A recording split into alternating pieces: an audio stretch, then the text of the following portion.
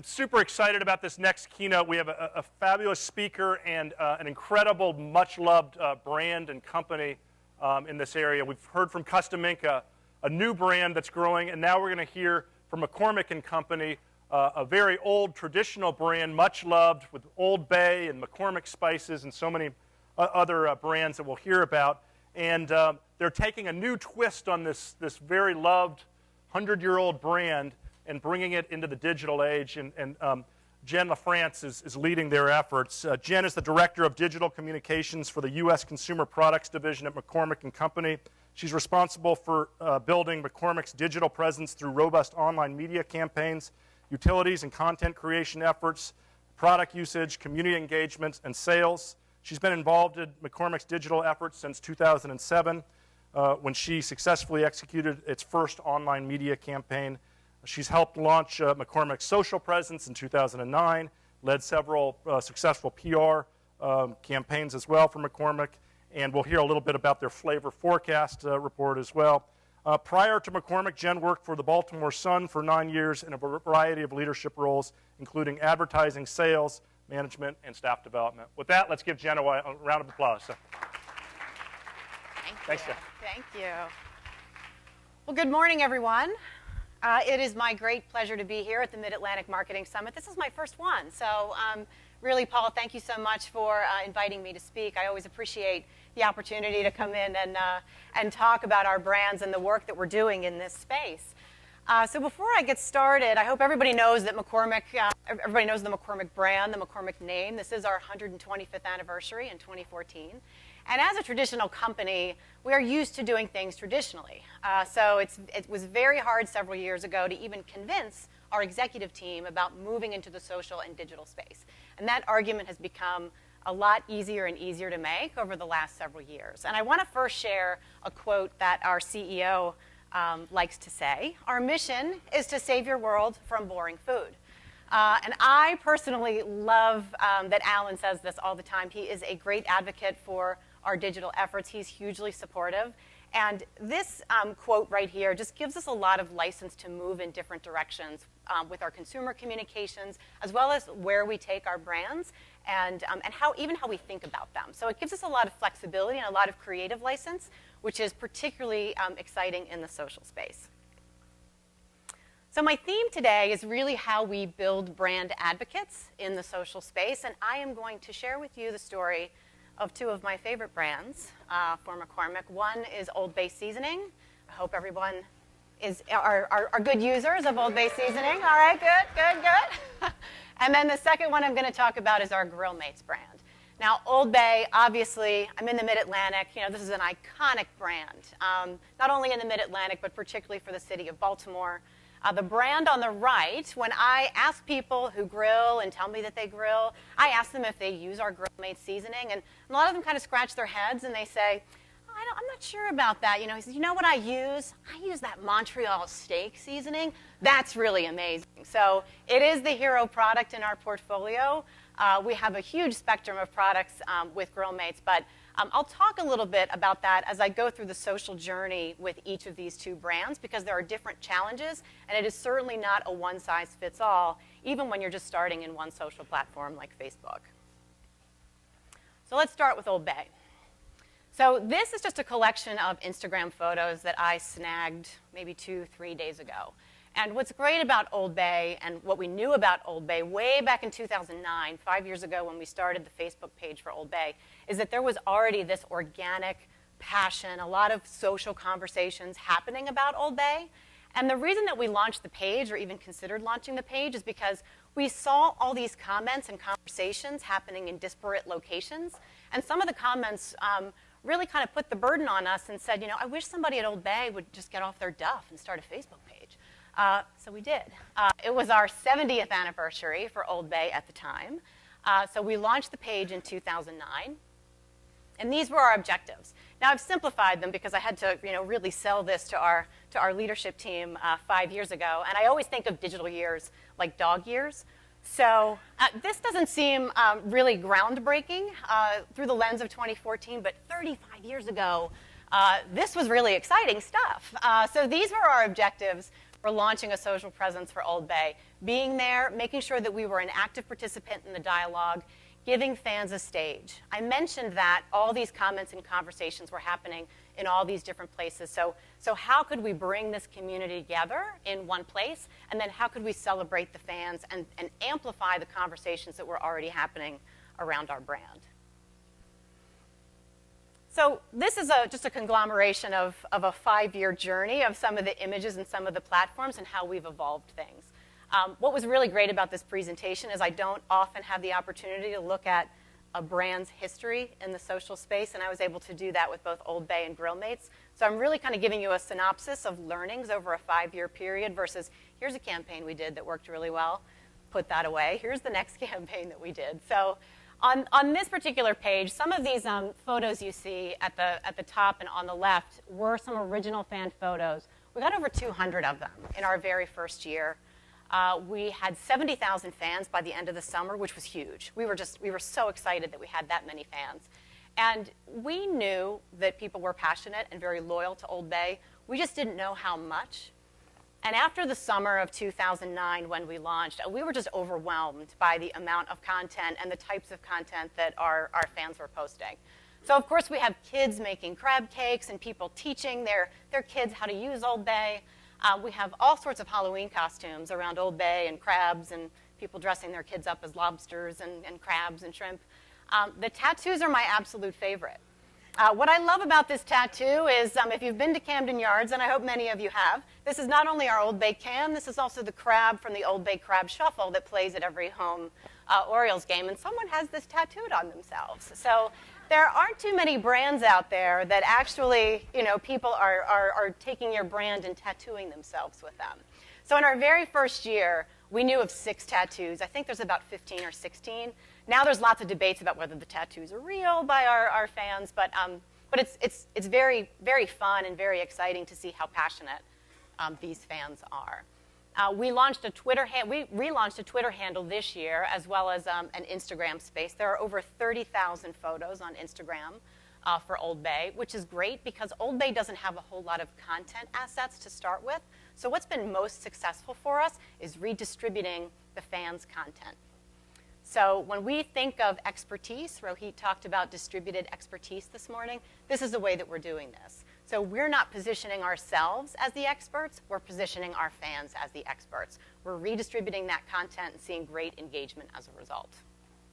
Oh, the other thing I'll tell you, I love the top photo in the middle with the WD-40 and the duct tape. So this was a super fan from 2009. She's still very active on the page. Her name is Deborah Liberatore. She called this composition Necessary Things. And every other day, she would post some new photo of the Old Bay can in some various, interesting setting.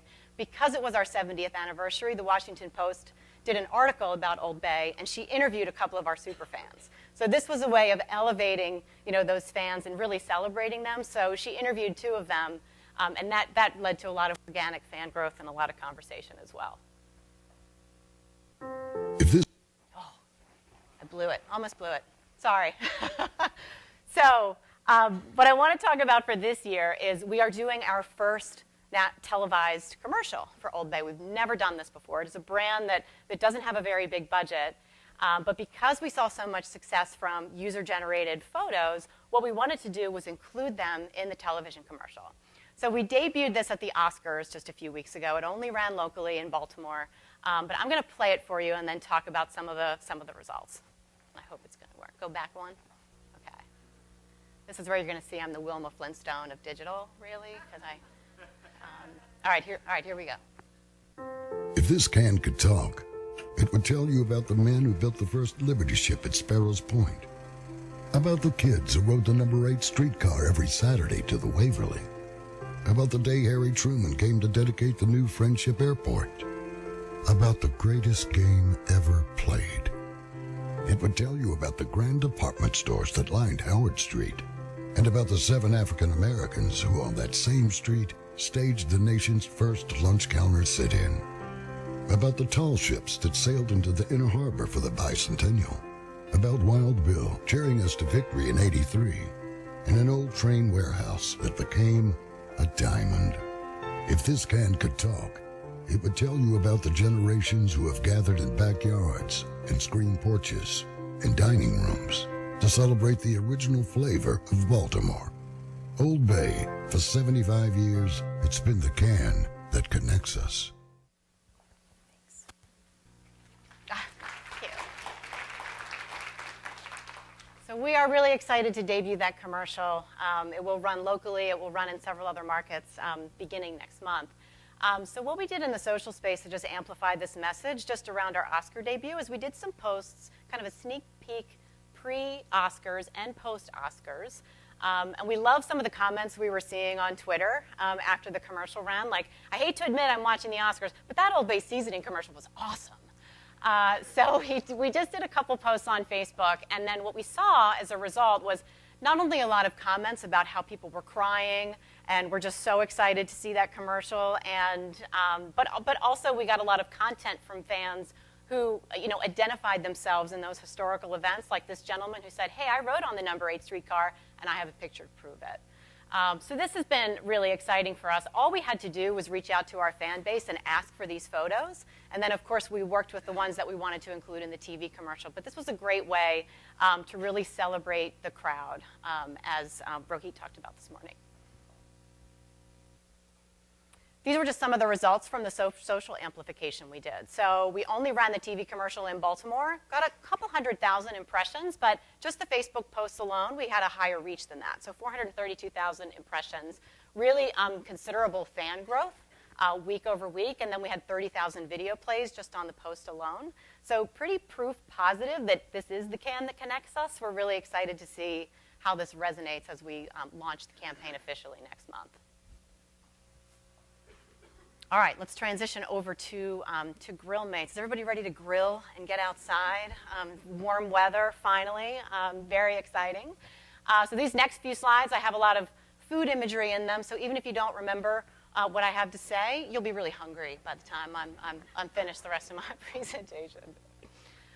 So Grill Mates, we struggled a little bit, honestly, when we launched the Grill Mates Facebook page, which was shortly after Old Bay. We had all the success. We're like, wow, this is great. What a tremendous case study. Let's apply this to our other brands. And what we did was we just tried to replicate what we did for Old Bay for Grill Mates. And it didn't work because Grill Mates isn't that iconic brand the way Old Bay is. So we really had to stop, take a step back, and really consider what we were doing and really put a cohesive plan together. It wasn't just capitalizing on the conversations that were already out there. It was really, as most of you know as marketers, staying true to the insights that we have about our consumer, who are, these are avid grillers. These are people who grill 3 times a week. They are really confident, and they're not just out there grilling hot dogs.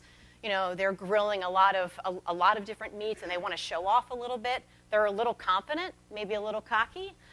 So really a lot of grilling behavior going on out there, but not a lot of product-specific mentions the way we had for Old Bay. We really wanted to talk about long-term social goals. So what wouldn't just be true for a campaign or true for the now, but what could a plan be that took us where we wanted to go with Grill Mates over maybe a 3-year period. And then we also knew that we needed to relinquish some control, which was very difficult with a traditional kind of marketing mindset the way our kind of Grill Mates team at the time had. So Old Bay has always been a little bit more fun. We color outside the lines all the time with Old Bay. Grill Mates is a national brand, has a much bigger budget, so it was a little bit more difficult to do some convincing around, hey, we're going to let the crowd, we're going to let the fans take over some, and it's going to be great, we promise. So in our first year, we struggled a little bit. This is why we did this. We only had about 20 to 30,000 fans on the Grill Mates Facebook page. Spent a little bit of money, couldn't figure out why we weren't seeing the same results as Old Bay. But when we started doing this work and bringing our agencies in to look at all the different vehicles and ways that we could communicate about Grill Mates, we really started seeing some traction. And I'm going to talk to you about some of the successes we've had over the last few years. So first we had to come up with, what is this vision of what we want our social presence to be? And we pulled all of our different agencies together, so our traditional, our digital, our PR, what were the implications for social? This was never a consumer-facing message, but how could we get people to join the grillerhood or the movement around grilling behavior and taking grilling to its ultimate heights, to its ultimate flavor heights? So this wasn't consumer facing, but what we decided in social was that we were going to build a community dedicated to unlocking the secrets of great grilling flavor.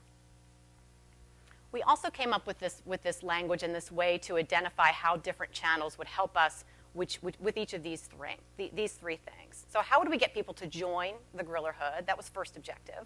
Once we got people to join, how would we fuel that passion for flavor and that passion for flavorful grilling? And then thirdly, how could we get all those people to start recruiting or advocating on our behalf?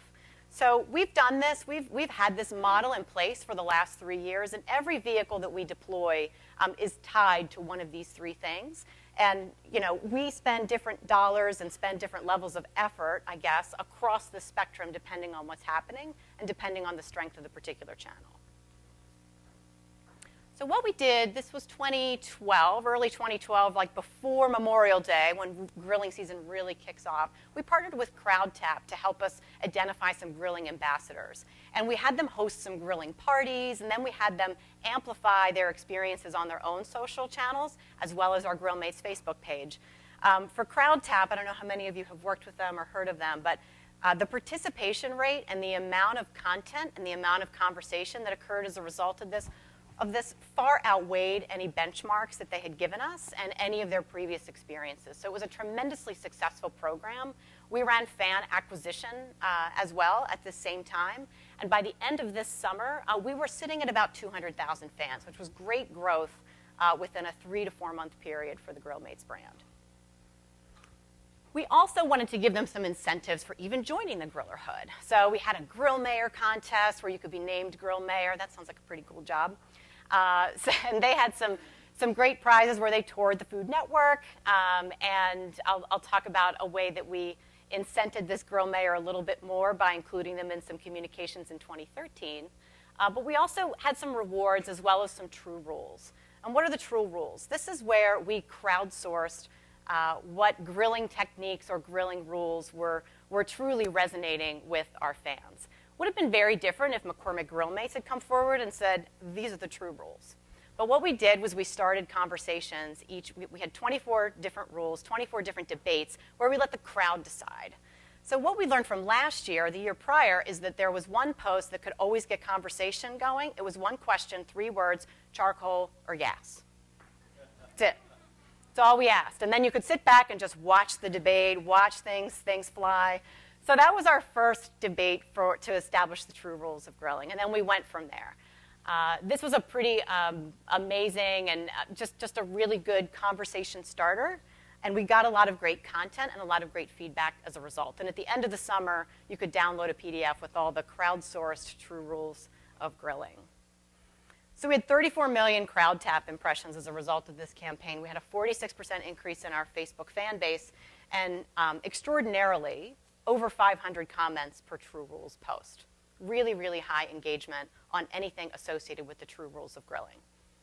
What did we do? We took all those learnings and we moved them over and optimized and amplified them even further in 2013. So we took a lot of the assets and we started leveraging them across our social pages.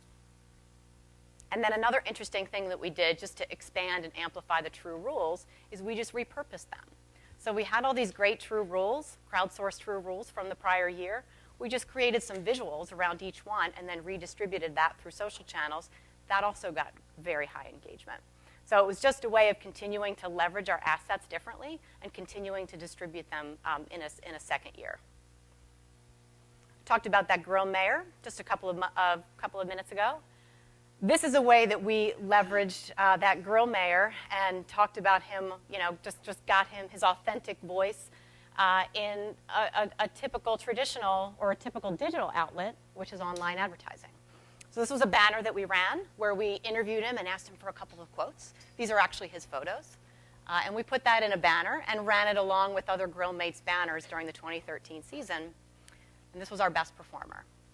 So the one that was based on user-generated content absolutely did the best, which was a great learning for us. So user-generated content not only works well on social, it works well in other digital channels.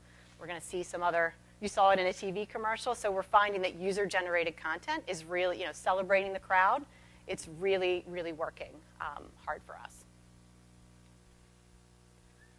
Grow the Flame was another program, another contest that we ran in 2013. This is a funny story because we only had about 5,000 contest entries for the Grill Mayor. We abandoned the Grill Mayor in 2013 and decided we're just going to give away some prizes. We're going to have people enter through Facebook and give away some great prizes, the biggest one being a green egg smoker. There was and we put it at 25,000 entries. So the minute we hit 25,000 entries for this contest, we were going to give away, it was a flock to unlock all these different prizes. And we were so concerned that we weren't going to get enough entries because we only had 5,000 the previous year. We worked with our agency, we worked with our legal team, like what happens if we don't give them away? What happens, what are we going to talk about, what are we going to do? So we launched this on May 1st. May 4th, the green egg smoker was gone. I mean, within 3 days, we had over 100,000 entries, and it was done. And then I had to go tell the business director, I gave away your prizes. I don't have anything to talk about for the rest of the season, and it's not even Memorial Day. We did, thankfully, have some weekly product prizes, and what we decided to do was just start pulsing out additional asks for user-generated content. So send us your photos. We might potentially put it in our Hall of Flame, and we might feature you in an album. We were really just kind of coming up with this on the fly, like, okay, what are we going to do here? Because we've just given away some high-ticket items, and it's not even key grilling season. So we were pretty overwhelmed with the response. We had over 800 user-generated photos submitted last year, which was really amazing, really beautiful. Like, grilled food looks great. So we were really excited about the response that we got. And Sean talked a little bit this morning about owning your industry's data. And what we decided to do with all that user-generated content was really analyze it. So what were we learning from the community based on what they were submitting? And for Grillmates and for our culinary team, I think we just think about, like, what are we going to do for chicken and what are we going to do for steak? We know that that's what people are grilling. Actually, people are really excited about ribs. 38% of the submissions were around ribs. So you can see where this would start changing our thinking about what recipes we might develop, how we think about techniques, how we think about communicating to this particular fan base. So it was a great learning. I'm trying to think of what did Rohit call it this morning? Imperfection, lovable imperfection. Was that it? I think Richard Rollins is lovable imperfection. Richard is a brand ambassador for us. We have identified 30 of them on the Grillmates fan page. He is not somebody that we would ever consider casting in a TV commercial up to this point. But he's fantastic because he's a huge contributor to the Grillmates Facebook page. He's all about techniques. He's all about tips and tricks. He does things like grill apple pie and grill avocados, and he does all these really, really interesting things that our fans get really excited about. He also comments and responds to questions on our Facebook page without us asking him to do that. So he has been really fantastic. And like I said, we have 30 people like that, so this is the whole recruiting side of the formula that I shared with you a little while ago. This is another user-generated photo that ended up in our Hall of Flame. And Kimberly asks, this looks more like roasted chickens. Where are the grill marks? So John Sweeney, who's one of our other grilling ambassadors, says, hey, Kimberly, when you grill chickens like this, you don't turn the chicken over, so there won't be any grill marks on the side you're viewing. So he was helpful, and then other people respond in this way as well. This is on a green egg, which a lot of people still don't have. I don't have one. But it's wonderful to see how the community is now connecting and helping each other in the context of our brand without us having to insert ourselves. So we were worried about getting 25,000 contest entries. We got over 450,000 of them. We started seeing great organic fan growth as a result of all the engagement and all the user-generated content that we were getting, which means we have to spend less money paying for fan acquisition, because we're now seeing this great increase in organic fan growth. And then all the posts that included some aspect of user-generated content end up getting 83% more reach than posts that don't. So that was another great learning, which we've been able to apply across all of our brand experiences. So now it's 2014. We've evolved the program even further. Now we have a Master of Flames contest. This is also all user-generated. We're asking people to submit their photos, their videos through Facebook. And you can enter through Facebook. You can also enter through our Grilling Hub, which is on McCormick.com. There's the Master of Flames call out with all this tremendous other food imagery, hopefully very inspiring. Well, we launched this just last week, and we're already seeing some great entries. So this is a screen grab from the actual Master of Flames landing page on McCormick.com, completely user-generated, which we've never done before. So now we've got user-generated content in social, on TV, in our online banners, and also on our website. And we're asking consumers to help get their, they're going to vote on each other's content in order to win that green egg smoker this year. So we've learned our lessons with big ticket items, and now what's happening is this guy with the ribs already has 47 votes, and inside a week, I might vote for the guy in the middle there because he just looks like he's having fun. So, but we turn a lot more media towards the end of this month. So we really have high hopes and high expectations for this program. And I am happy to take any questions that you might have. No, I know. I did not bring any food.